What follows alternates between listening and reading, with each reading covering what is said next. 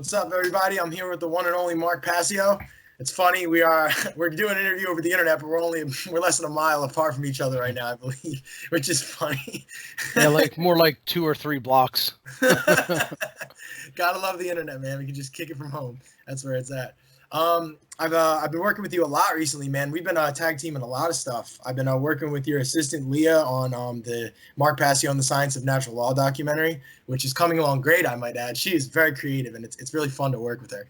Yeah, I'm really excited about that project. We're going to try to have it finalized for Anarchadelphia 2019.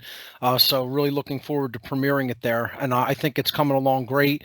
We're going to be moving into the final editing stages not too long. And, I think people will be happy with the result when they see it. Oh yeah, I feel the same way. And you've been every week now having back at it at the show. You're actually in the studio right now, I believe, correct? Yes, I am. Yeah, we convert my bedroom to a little television studio here every week, my production crew. It's been going really well. Happy with the production values, happy with the whole crew. I actually took off this past Sunday because it was Mother's Day. Figured I'd give everybody a little bit of a break. I figured most people would be spending that with their family.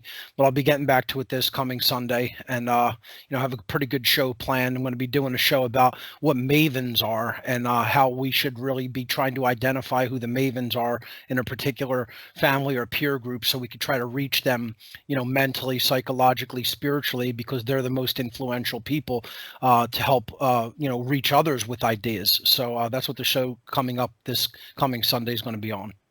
Dang, that sounds super interesting. I don't want to give the whole thing away, but can you clear up to me what a maven means by definition? Maven is like a social influencer. It's like a person that other people go to for information. The Maven kind of sort of puts together a bunch of information from different sources and is almost considered like a local expert. And then, other people will go to them and feel confident in their ability to give them accurate information on any given topic. And it doesn't necessarily have to be that they really are truly knowledgeable on a given topic. It's just that they are really the people who other people will go to and listen to. So, they have some sort of a personality trait or characteristic that makes them trustable to other people and makes other people want to go to them, to be in their confidence, so to speak. And that's why, we all have mavens that we're around. We all have mavens of our family, of our friends group, our social peer group, etc.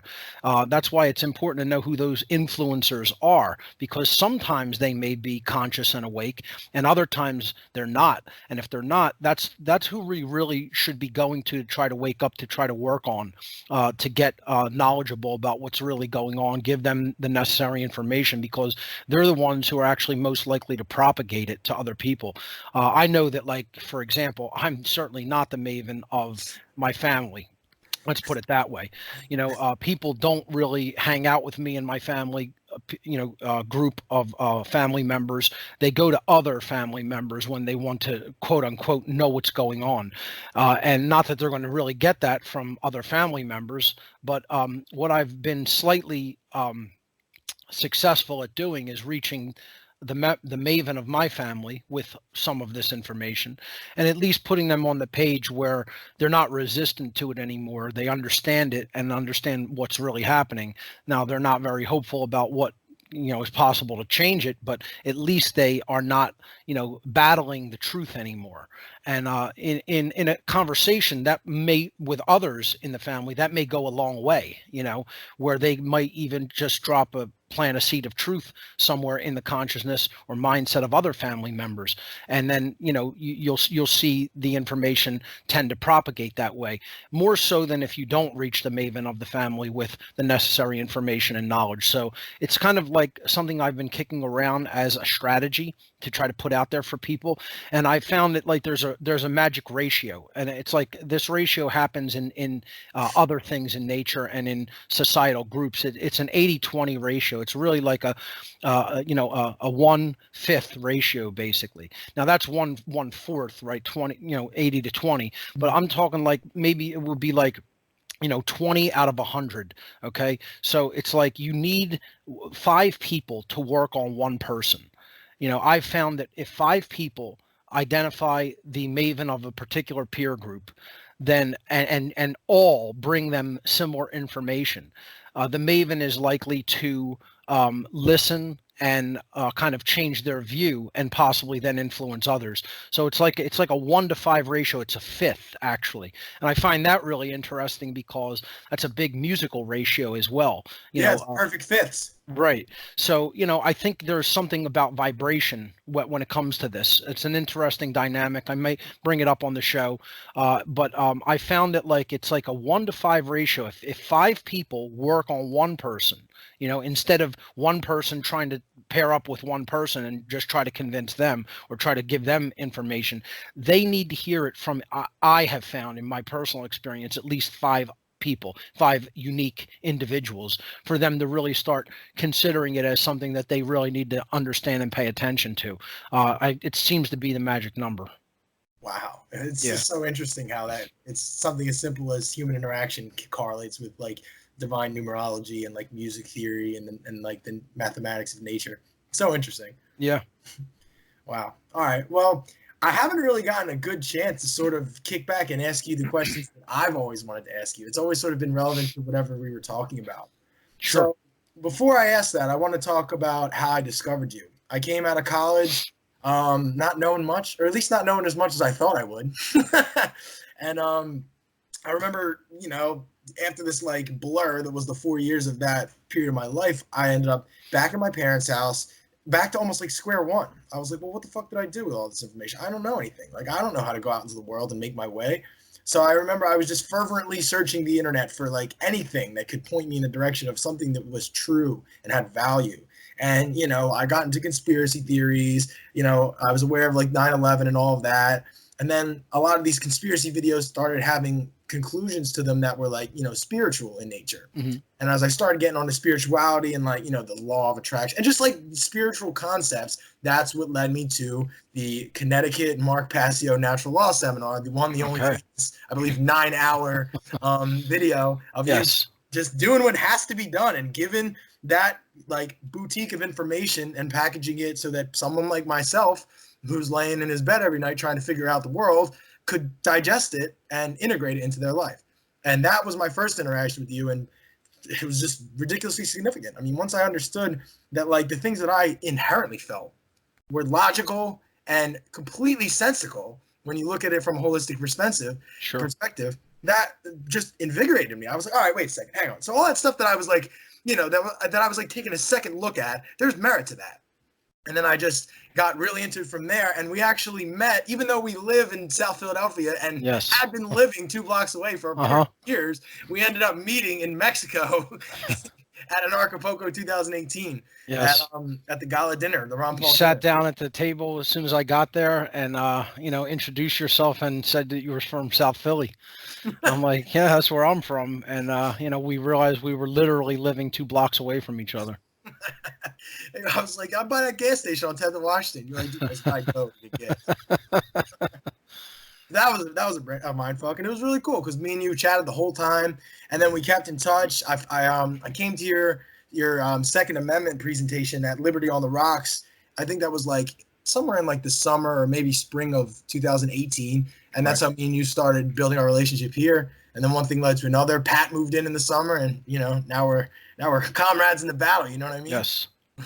Absolutely. I mean, it is very synchronistic how things like that work out, where we may not even know how close, someone else who's pretty conscious, is in proximity to us, but other events, again, this is where influencers come into play, had to lead us to, the same conference for us to even, become aware of each other. So very synchronistic. Yeah, and that just is a testament to the value of these freedom conferences and these conscious conferences. People that come there almost with purpose. It's not if people work in traditional convention centers like I have, and you see the dreary, nobody wants to be at those conventions. They're like, when can we go home? When are these speakers done? With conferences like an Acapulco and an Arkadelphia, and even things like an Arizona and an Arca Vegas, people are realizing that the people that come to these conferences to consume this sort of ideas and this sort of information are just absolute light beings. It's incredible. They can become lifelong friends too. It's not just about going to hear the speakers. That's a huge part of it, obviously, because they're bringing tremendously valuable information to the table. But it's actually more about the networking that you're going to do with other people who come there, because that could lead to like really productive relationships and even friendships.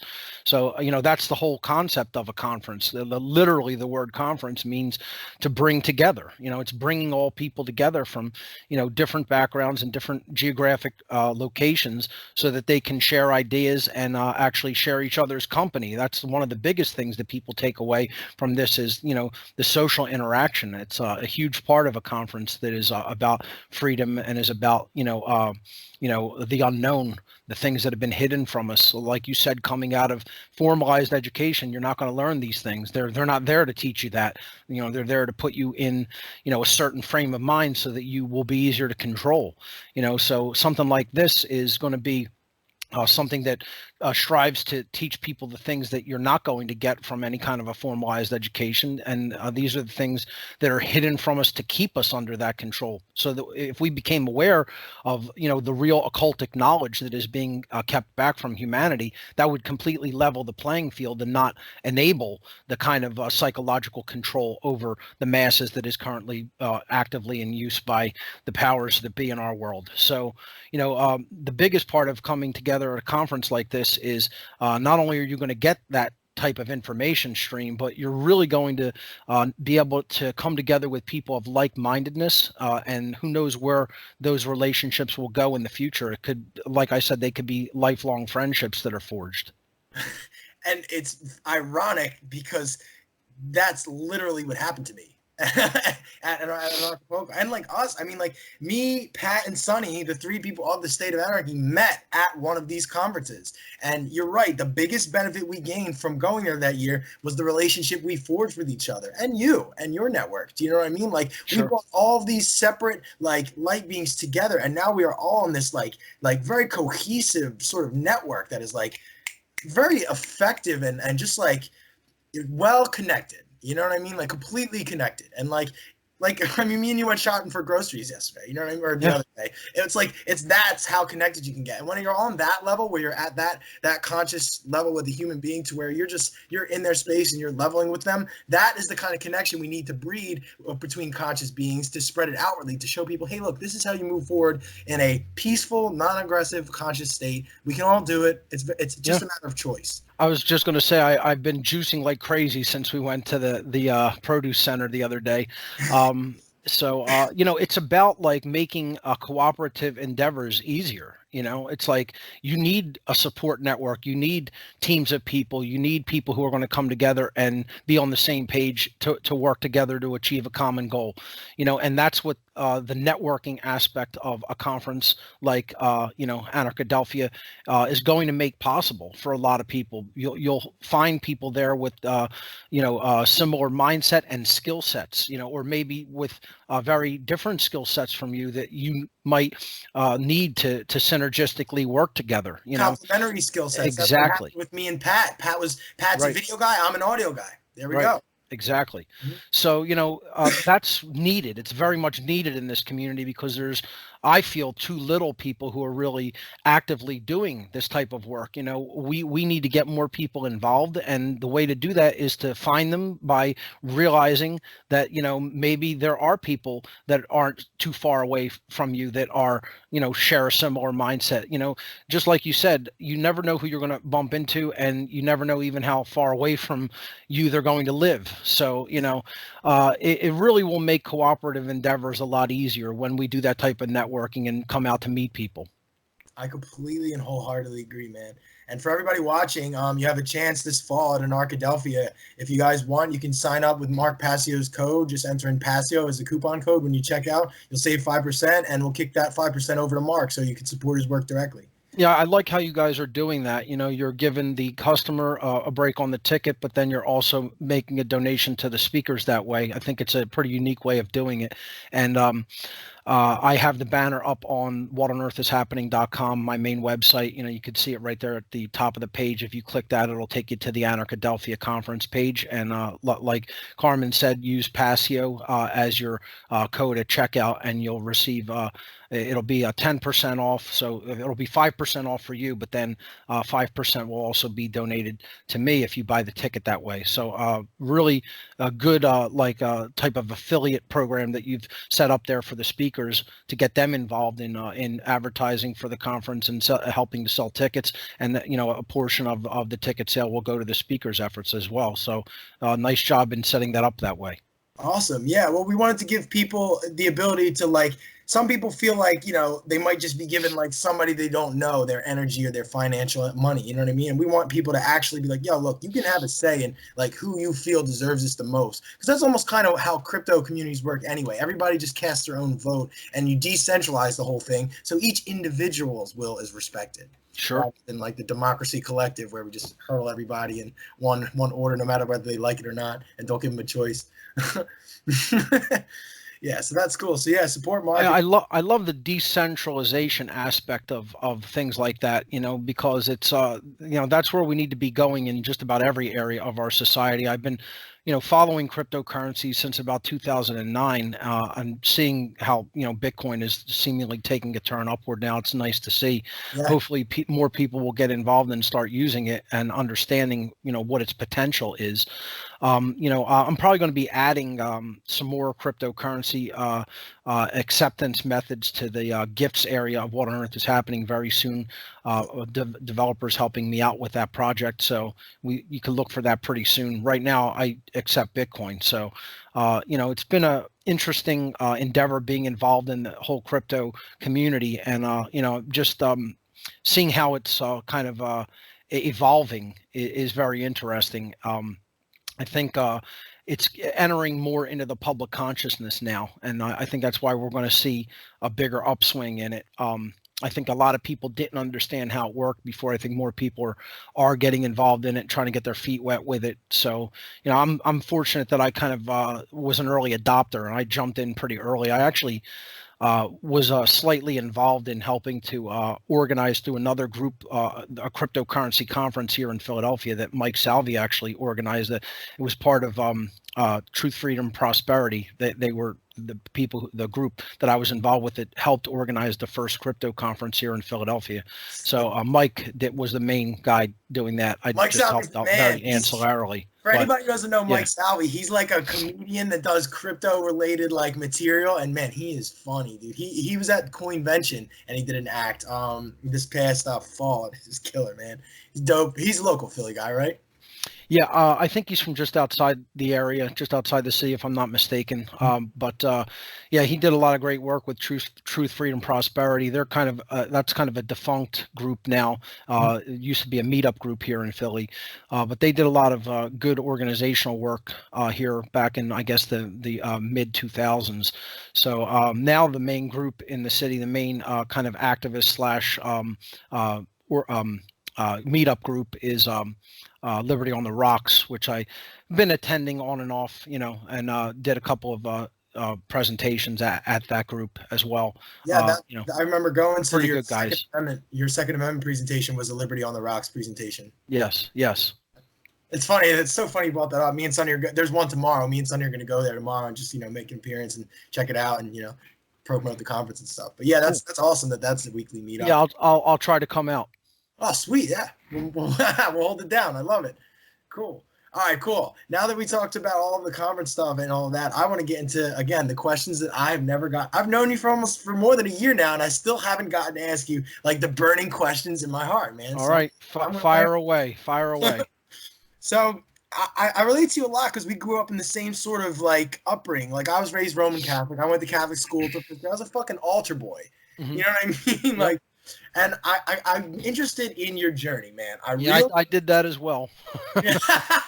Yeah. And I mean, I didn't join a satanic cult, but I did rebel hard as fuck because of that fucking religious doctrine that gets like put on you. Like when you're a young child and somebody's making up stories about a place where you burn indefinitely for like, I don't know, not saying the fucking rosary on Wednesday.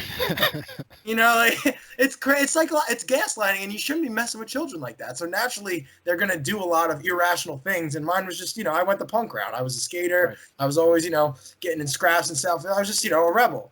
Right. And like, I'm sure you did the same thing, but I want to hear your path from the horse's mouth. I want to hear when you quit the altar boys and where you went and how it got you to where you are now. I guess like late 7th grade into early 8th grade, I started really kind of questioning religion. But 8th grade, I guess, was when it really sort of snapped in me that, hey, this isn't reality and this is a control system. And then subsequently, when I basically formed a group of friends that kind of already had a little bit of knowledge and interest in the occult. And some of them just, would go to occult shops here in Philadelphia.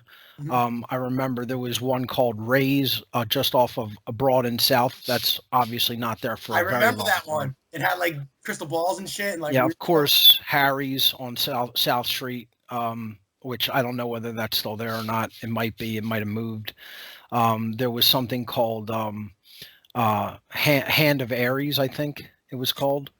Something to that effect. And that was just off of South Street, I think on 4th Street. But we would make the rounds of these and just get into esoteric material, and in exploring that way literature, I encountered Satanism, and really started reading into it, and because I was already in a state of anger over what I considered was being lied to by parents, family, friends, teachers, clergy, etc. in my upbringing. I was just ripe to find whatever the polar antithesis, the polarized opposite of what the culture, the structure of religious beliefs that I had grown up in was. And when I encountered Satanism, that was just it for me. That I just saw that and was like, yeah, this is what I need to get involved in. I obviously didn't understand at that point that it was a dialectic. They just want to push people in any way they can away from real spirituality. Yes. And an understanding of the truth that humanity is living in a condition of slavery, and that needs to be ended. That's the real spiritual truth that underlies everything, that is hidden and held back from people's understanding. Just as a brief aside to this, I just recently went to go see the movie Hail Satan, and this independent documentary about the Satanic Temple members, and just realizing how they're all still in that dialectic. It's like sort of a splinter group. It's not really a high level satanic group. It wasn't even the type of Satanism that I was involved in. It's very low level, very self-organized, self-styled Satanism. And not to say that it isn't a form of Satanism, it certainly is. It's just not the form of Satanism that I was involved with. And again, this is like a splinter faction of some of the original outreach groups, you could call them, like the Church of Satan, the Temple of Set, the Order of the Evil Eye, etc. Yeah. This is more of a modern day left-leaning satanic organization that is sort of social justice warrior in certain aspects, and definitely LaVeyan styled Satanist in other aspects. But again, it's all part of the same dialectic. It's all about pushing people away, throwing the baby out with the bathwater. You're throwing the spirituality out with the religion.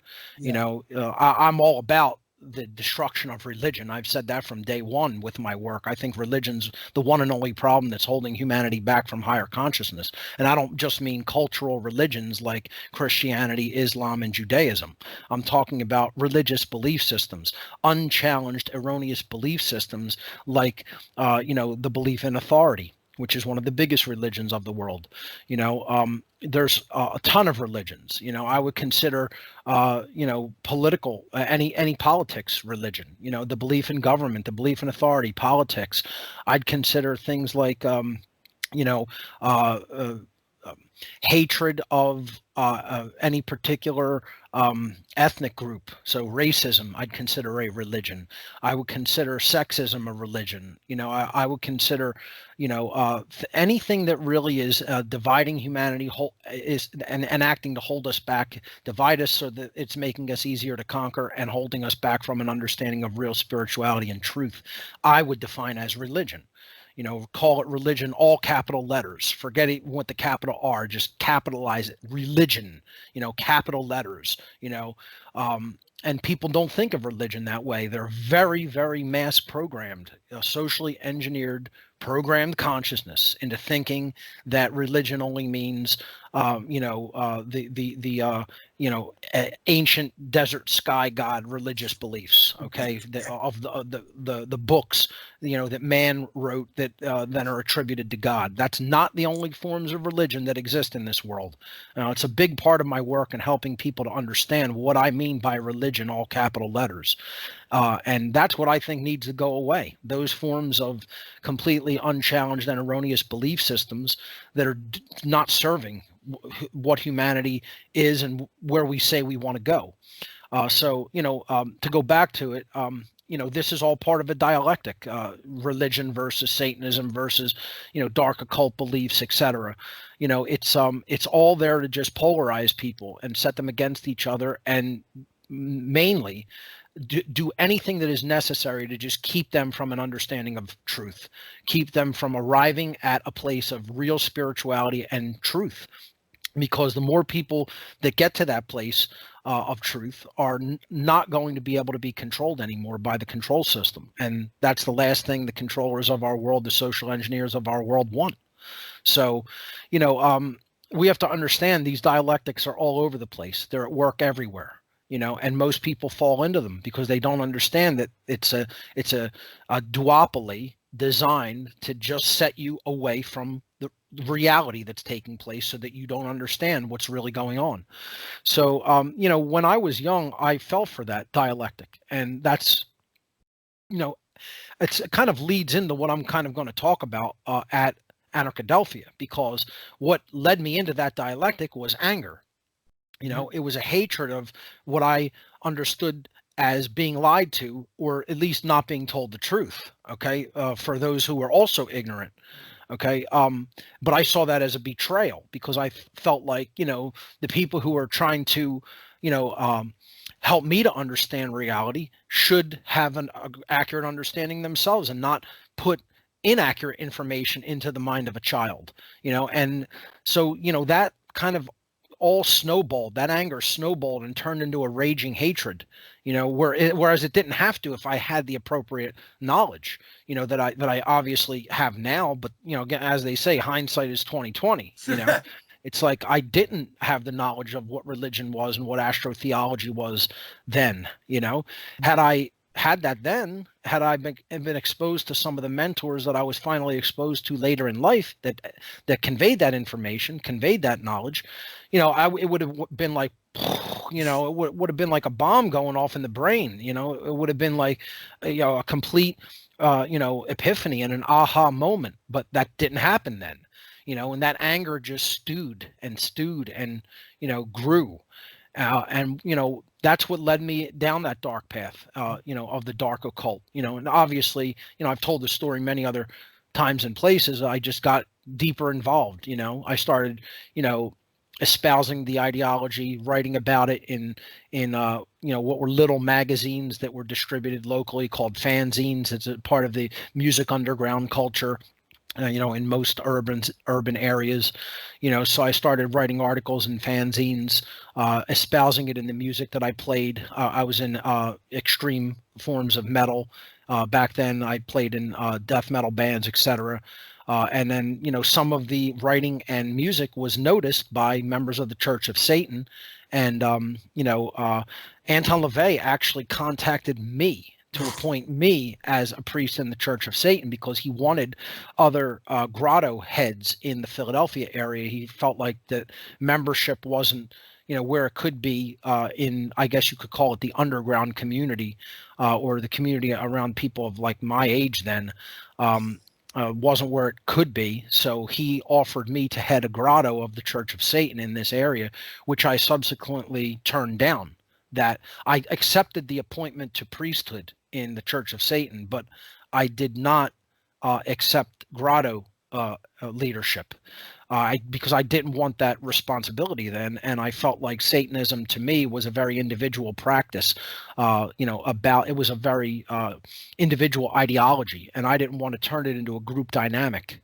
I was then like kind of given by different people within the Church of Satan and other affiliate organizations, some contact information of other people, other Satanists in the area that were actually organizing into grottos, and then subsequently attended meetings and rituals, etc., and learned, it wasn't what I thought it was. It was a very structured and hierarchical worldwide network that was much larger than the Church of Satan. The Church of Satan was only a very small, faction of this worldwide hierarchical network that really involved many of the power brokers of the world, and many of the people in high level positions of influence and power in all of our society, in every group, in every area of society that you could possibly imagine.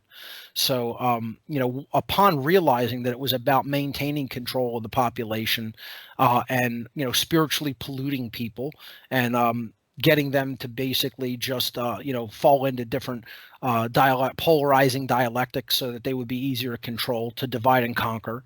But in hindsight, I shouldn't have been as surprised as I was, because, they've always said that it's the religion of the rulers of the world. LaVey says that in his very writings, that this is the ideology of the masters of the world. He makes no bones about it. Nicholas Schreck was interviewed on a cable access show back in the early 1980s, where he was asked, what would society look like if Satanists were in control of the world?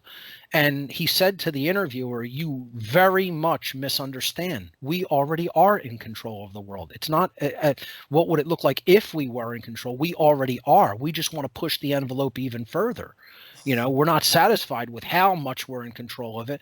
We want total control, and was very open about it, and part of what I'm going to talk about is misplaced anger, being angry about the wrong things instead of being angry about the right things, it's going to be about how we reject the emotion of anger in this society. My talk at Anarchadelphia, which is entitled The Sacred Gift of Anger. It's something I've wanted to talk about for a long time. It's kind of an addendum to my New Age bullshit seminars, where it's sort of like, this is unpacking New Age deception number one, which is never get angry. Yeah. I'm unpacking this and help people to understand the real useful aspect of the emotion of anger is actually a sacred gift, if we really understand it. Getting angry and displaying emotion, passionate emotion, it really is going to help focus our efforts. If you can't get angry about the things that are wrong in the world, I feel you're never going to really direct your energy to make them right. I agree wholeheartedly. I feel like the source of all of my passion is how frustrating it is to me that all of these things are happening to people.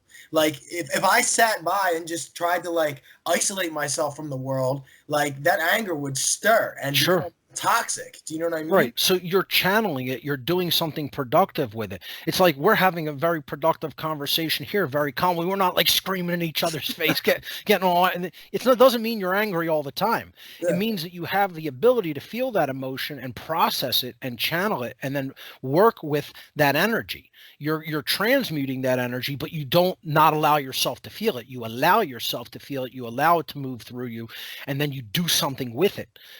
This is where our society is very messed up.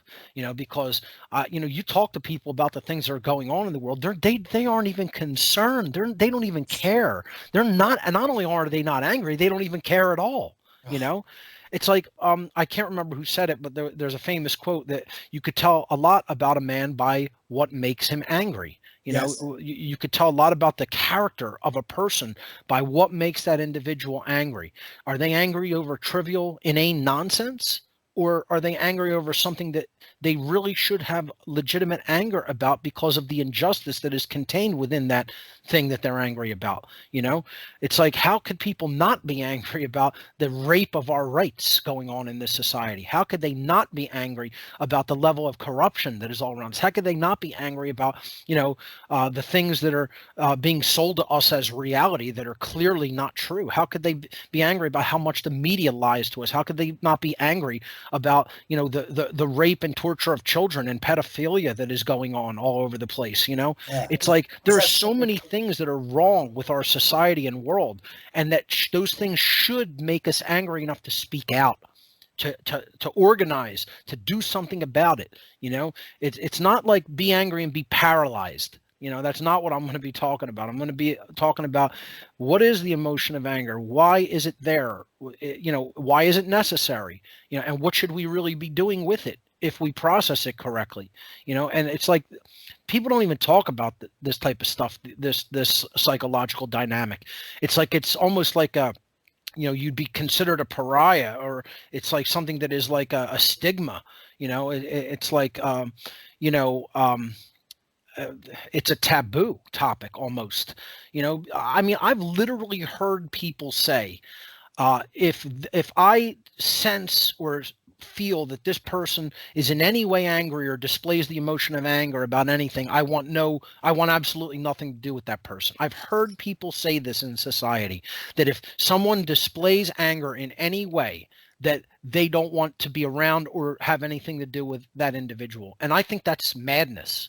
I think that's real, actual psychological insanity. Yeah. And I'm not saying I want to be around people that are angry all the time. Yeah. There's a difference. There's a time and place to display anger, and there's a way to process it and channel it properly.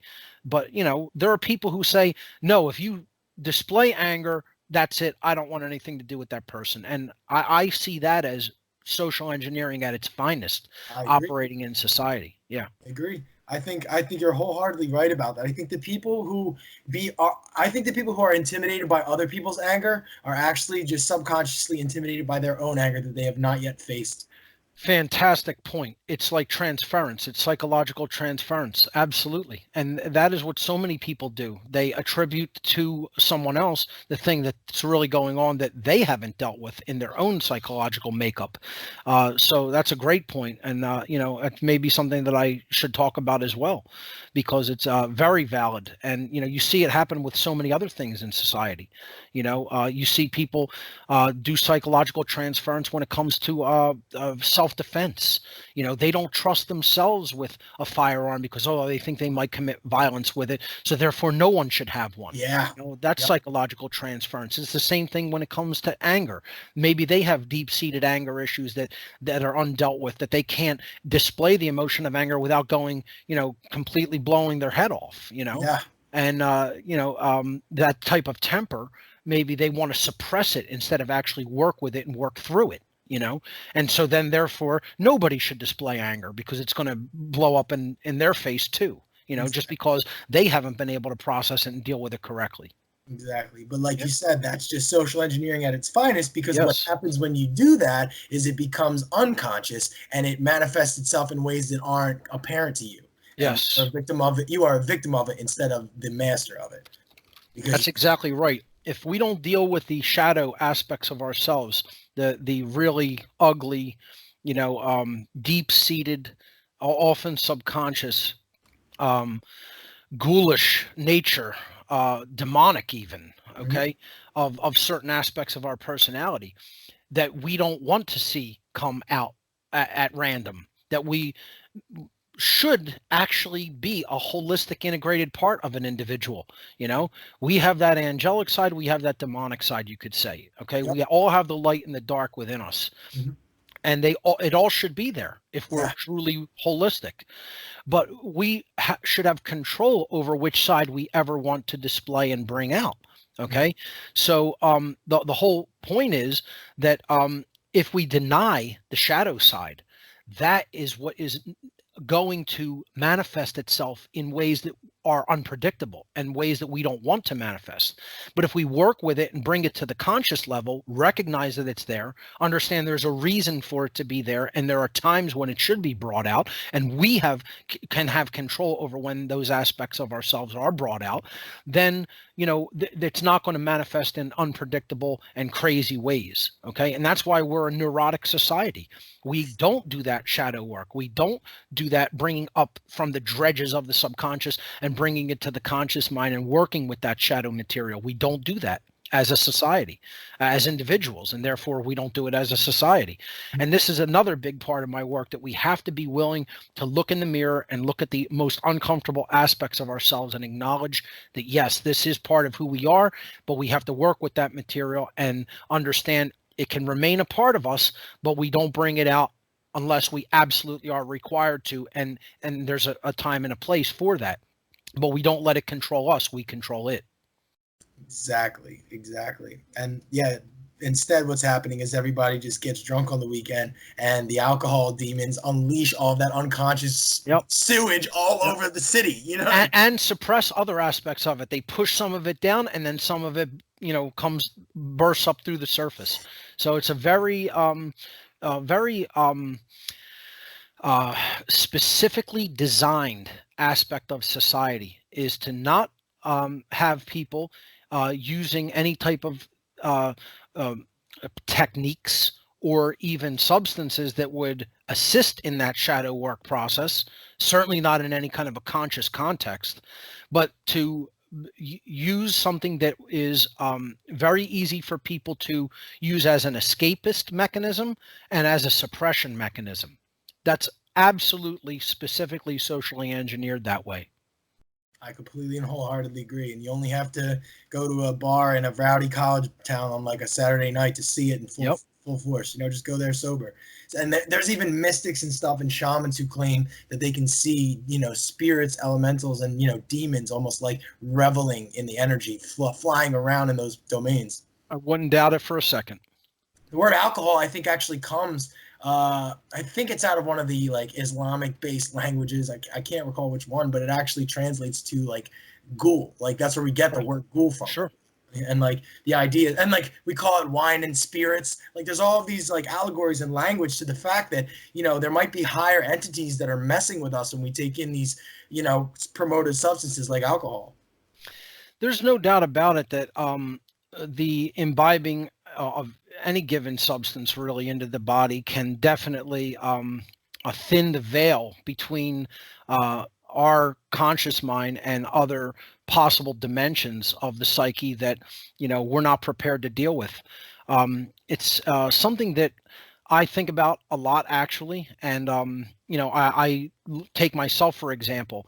I will occasionally use alcohol. I don't drink a lot, but if I have a couple of beers, I'm the kind of person that, I can stop at any given time, and I also have a very high tolerance. So it's like drinking for me is like, it doesn't really do that much, and I'd have to drink an enormous amount. My tolerance for alcohol is extremely high. I guess it's the Irish part of me. I'm mostly Italian, but I have about a quarter Irish in me. So perhaps it's that, and I know that's like a stereotype, but it's like some of them can be true sometimes. So I guess I can say it because I'm a quarter Irish, but I can, if I wanted to, I can drink, but I don't usually do that. It's like I think our society would benefit more from cannabis legalization than from the alcohol culture that has come about in it, because that can actually calm the body. It can calm the mind, if it's used right, and you're seeing like CBD coming out in different places in the city now, and some actual whole dispensaries coming up. Part of that could be an agenda to make people docile as well. So you have to watch with that as well. But that's something I don't have a high tolerance for. It's like cannabis will lay me out if I take even a moderate amount. So it's like it's part of, you have to learn where your physiology is at when you do anything, to be responsible. It's like that's part of knowing the self, and then you have to understand a line where to stop if you don't want it to become damaging or abusive. And I know people will take the extremist positions where, oh, we should never do any mind altering substances ever, and I'm not of that extreme ascetic position when it comes to spirituality. I think it's it's different. Physiologies there's different results, so it's different for everybody. I know people that are the exact opposite. They can smoke an amount of cannabis that would make me like curl up in a ball just looking at it. It's like, oh my God. Yeah, case in point. But they take a half a drink and they're walking crooked, and it's like, and then I'm kind of laughing at that. It's like, I don't, it's like when it comes to nutrition, like I've done my last couple of shows were on this, like I don't take this extremist position that like, oh, this food is forever off limits, that grew in nature, obviously artificial sweeteners, things like that. That's just man-made poison, but, when it comes to, putting any given substance in the body, it's about knowing yourself, what you're able to handle, and not doing damage. It's about knowing that there's a line and if you cross that, you're going to be doing damage, and I think a lot of people take an extremist approach when it comes to stuff like that. And, I try to take a balanced approach. That's my whole point when I talked about nutrition over the last couple of weeks is it has to be a balanced approach. Don't immediately go to these extremist fad things that people come up with often to make a lot of money, to sell people these diets. It's about balanced nutrition, eating naturally, eating a plant-based diet that is, diversified and natural, and as least polluted and processed by man as possible.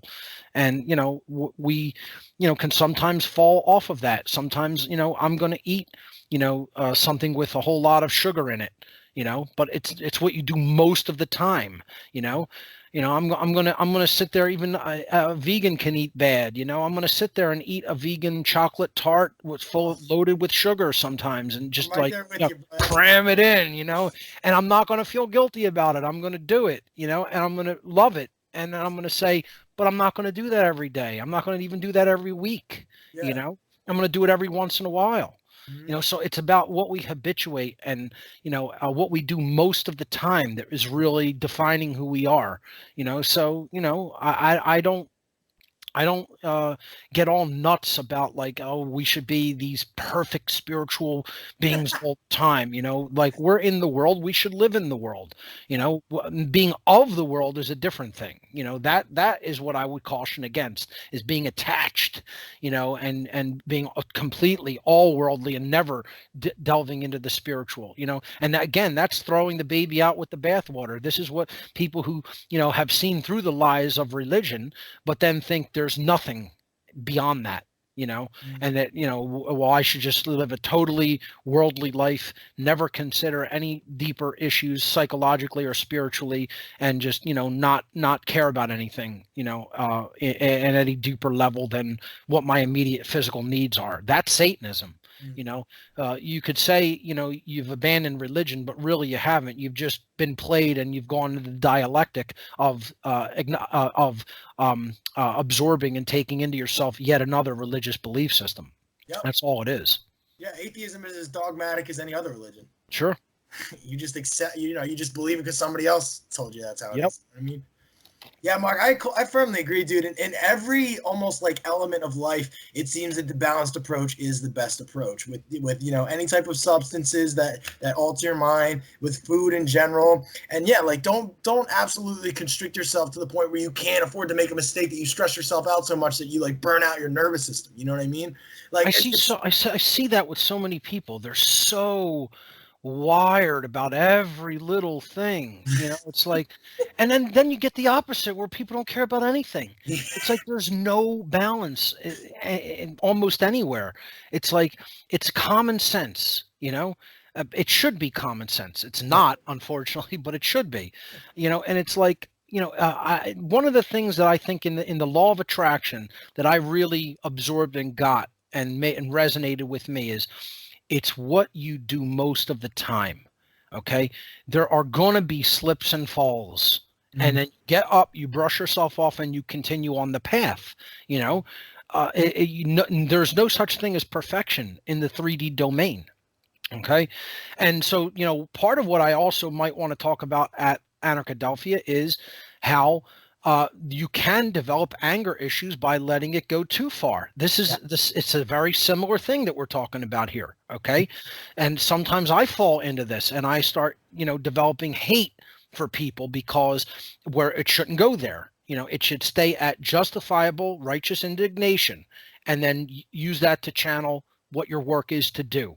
Right? That's the correct use of it. When it starts, and for me, I struggle with this. I struggle with this all the time, because I'm human. I'm not perfect. I'm still on the path, just like everyone else, so it's like, this is something that I think I should bring up because a lot of people go too far in. I know people that are so angry, they're almost debilitated about what's going on in the world. And that's a bad thing, So, but it doesn't mean we shouldn't feel how the emotion is truly intended to be felt if we work with that energy and then transmute it, put it into a positive direction to do something to create real positive change. That's what that's there for. It's fuel. Yes. It's fuel. That's the best an allegory. That's the best analogy I can give it. It's like this energy that has like a value that you can use or expend, and you have choices. You can either go off the deep end, freak out at your family, and be an asshole like I was for most of my life, or you can find a balanced approach and channel into something like this that helps people. I completely agree. Sure. And, many of us who have tried to wake up family members, we've been there. I've been at that place, I've been screaming at family members, and in hindsight, not necessarily, wasn't necessarily a bad thing, in hindsight, some of them got it to a certain extent, some didn't, and, it's just about not taking things too far. And we, again, that's knowing ourselves, understanding the situation that we're in, and knowing, where the limit is, where the line has to be drawn with stuff like that. So, some interesting dynamics to consider about how I'm going to take the presentation when I start to design it. So it's a good prelude. This conversation's a good prelude to it. I couldn't be more excited. I believe it was even I who made the suggestion that you do that one, because I remember you were telling me about it for a while, and I've been planning this. I mean, I have like 20 presentations planned in, we have a project folder here at What on Earth is Happening where, some material just goes into from time to time, and, it's just a bunch of presentations for the future, and there's no shortage of material. So, it's just something that, I have to organize formally for a formal presentation. And I think people will be happy with it when I finalize it. Awesome. Well, guys, look, if you're interested in coming to see Mark speak at Anarchadelphia, he's going to be our keynote speaker. You can head over to anarchadelphia.com and use the code Passio. You'll save 5%, and we'll kick that money over to him so he gets that support. Mark, dude, this conversation kicked ass, bro. Man, I almost can't wait for the next one. It's so funny, but I'll just have to, have some patience. I really appreciate all the insight that you share on a daily basis. And thanks for just being who you are and doing what you do, man. Carmen, thank you so much for inviting me on to be interviewed. And I wish you the best of luck and great success with Anarchadelphia 2019. I'm very, very honored to be a part of it. Thanks for all your support, Mark.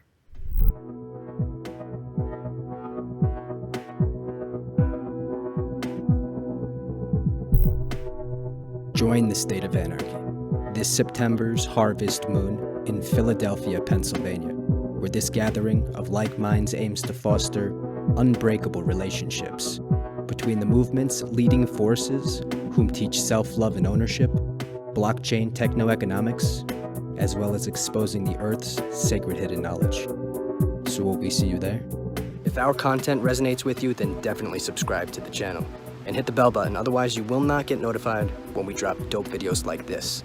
Share it, like it, or even dislike it, but let us know why in the comments below. Hook us up with a crypto tip. Check us out on Patreon. Anarchadelphia is going to be sick. Tickets are already selling. First come, first serve, because we can only sell so many unless we get a bigger venue. You can go to anarchadelphia.com to get your tickets at early bird rate right now. or you can just go to the State of Anarchy and go through the shop. We got some dope swag. We're also going to be at Anarcho Vegas, July 19th through 21st. And then we'll be at the Red Pill Expo, June 7th through 9th in Hartford, Connecticut.